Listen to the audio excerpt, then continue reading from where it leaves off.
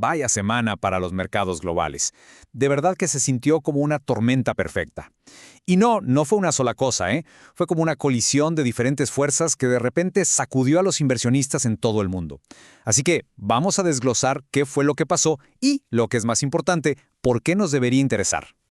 Bueno, para empezar, fíjense en esto, el oro. Sí, el oro, ese que tradicionalmente es el refugio seguro cuando las cosas se ponen feas, pues sufrió una caída de verdad impactante. Llegó a perder hasta un 10%. Esa fue como la primera gran bandera roja de que algo bastante inusual estaba pasando. Pero a ver, si la caída del oro ya nos parecía sorprendente, lo de la plata fue todavía más dramático. Se desplomó hasta un 16%. Un movimiento así de violento, la verdad, encendió todas las alarmas en el mercado de materias primas. Y claro, este nerviosismo no se iba a quedar solo en los metales, ¿verdad? El efecto se extendió rapidísimo a los mercados emergentes. Por ejemplo, en Chile, el peso recibió un golpe bien fuerte. De hecho, registró su mayor caída en un solo día desde abril de 2025. Entonces, la gran pregunta es, ¿qué está pasando aquí? ¿Cómo es que el desplome de las materias primas, un cambio de política monetaria y tensiones políticas, cómo es que todo eso chocó al mismo tiempo para crear esta ola de pánico en todo el mundo? Ok, para entenderlo bien, vamos a seguirle el rastro a esta tormenta. Primero vamos a ver el epicentro, el desplome de las materias primas. Luego, las 3 ondas de choque globales que lo hicieron todo más grande. Después nos vamos a enfocar en Chile, cómo le está afectando, y revisaremos su situación económica interna. Y ya al final, pues echamos un vistazo a la semana que viene. Muy bien, empecemos por el epicentro del asunto, el desplome de las materias primas. Digamos que la caída tan fuerte de los metales fue la chispa que encendió todo. La verdad es que la magnitud del colapso fue impresionante. Esta caída funcionó como el catalizador principal. O sea, fue lo que provocó que los inversionistas dijeran, sálvese quien pueda. Se desató un miedo generalizado y empezaron a vender de todo, no solo metales. Pero ojo que la caída de las materias primas fue solo el comienzo. Casi al mismo tiempo estaban pasando otras cosas en el mundo que, digamos, le echaron más leña al fuego. Y eso convirtió una venta fuerte en la tormenta perfecta que estamos analizando.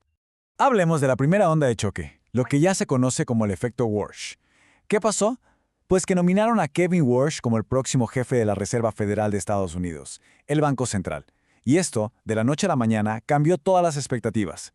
El mercado lo ve a él como alguien que no va a imprimir tanto dinero, o sea, una política menos expansiva. Y eso, en el lenguaje de los mercados, se traduce en un dólar más fuerte. ¿Y qué pasa con un dólar más fuerte? Generalmente es una mala noticia para las acciones, y claro, para el oro y la plata. Y aquí viene lo más interesante de todo. Resulta que el mercado estaba apostando justo a lo contrario. O sea, los datos mostraban que un montón de inversionistas tenían apuestas masivas en contra del dólar. Estaban convencidos de que iba a seguir cayendo.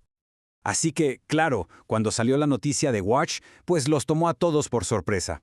Imagínense el caos, todo el mundo corriendo a deshacer esas apuestas en contra del dólar. Y para deshacerlas, tenían que comprar dólares, y rápido. Ese movimiento masivo y repentino fue lo que disparó el valor del dólar y, por efecto dominó, aceleró todavía más la caída de los metales y las acciones. Ok, esa fue la primera onda. La segunda vino desde Japón.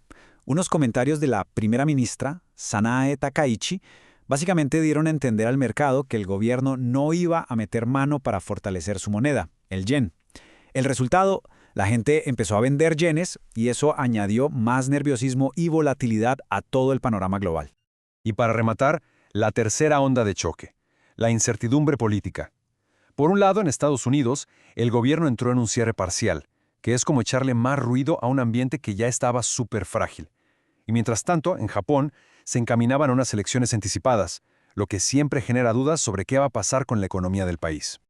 A ver, con todo este caos es fácil pensar que la economía global está a punto de colapsar. Pero ¿saben qué? Si miramos con un poco más de calma, la cosa no es tan blanco y negro. Hay algunas noticias, de hecho, que pintan un cuadro un poco diferente. Y ese contrapunto importante viene de Asia. Fíjense que los datos de manufactura de allá están sorprendentemente fuertes. Japón, Corea del Sur, China, Taiwán, todos están mostrando expansión. Esto nos dice que más allá del pánico en los mercados financieros, la economía real, la de las fábricas y el comercio, parece que tiene bases más sólidas de lo que uno pensaría. Muy bien, ya tenemos el panorama global. Ahora vamos a hacer zoom y ver cómo toda esta tormenta está aterrizando específicamente en las costas de Chile. Y el impacto se sintió y fuerte. Mientras en Estados Unidos el S&P 500 apuntaba a su cuarto día de caídas, en Chile el IPSA sufría su mayor baja desde el 15 de enero. Y con el dólar fortaleciéndose en todo el mundo, pues el peso chileno no fue la excepción. Tuvo su peor caída en casi un año. La conexión, como ven, es directa. Pero claro, la historia de Chile no se escribe solo con lo que pasa en el resto del mundo. El país tiene su propio mapa económico, con sus propias fortalezas y también sus propios desafíos. Y todo eso influye en cómo se enfrenta a una tormenta como esta. Un punto clave, por ejemplo, es el tema fiscal. Miren, la reducción de la pobreza que se ha visto últimamente ha dependido mucho de las ayudas del Estado, sobre todo de la Pensión Garantizada Universal, la PGU. Esto, sin duda, ha sido un gran alivio para muchísimas familias, pero al mismo tiempo abre la pregunta de si el gobierno puede mantener este nivel de gasto en el futuro. El panorama general, la verdad, tiene dos caras.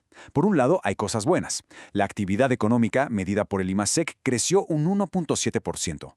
Y el precio del cobre, que es vital para Chile, está por las nubes, un 30% más alto que el promedio de 2024. Pero, por otro lado, hay desafíos estructurales gigantes.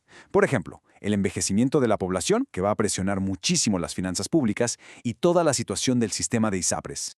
Entonces, con todo esto sobre la mesa, ¿qué tenemos que mirar en los próximos días? Porque la semana que viene va a ser de verdad crucial para saber si esta tormenta se calma o se agarra más fuerza. Y es que la agenda viene cargadísima. El lunes, datos de manufactura en Europa y Estados Unidos. El miércoles, más datos de servicios e inflación. El jueves, decisiones de los bancos centrales de Inglaterra y Europa. Pero el plato fuerte, sin duda, llega el viernes, el informe de empleo de Estados Unidos. Ese dato tiene el poder de calmar los miedos o de confirmarlos, y muy probablemente va a marcar el rumbo de los mercados. Lo que nos deja con la gran pregunta, ¿no? ¿Todo esto que estamos viendo es solo una corrección, algo normal después de un tiempo de ganancias? ¿O de verdad es el comienzo de una nueva etapa, una dominada por el miedo y un dólar mucho más fuerte? La respuesta, muy probablemente la empecemos a ver en los próximos días. Y lo que sea que pase, definirá el juego para los mercados por el resto del año.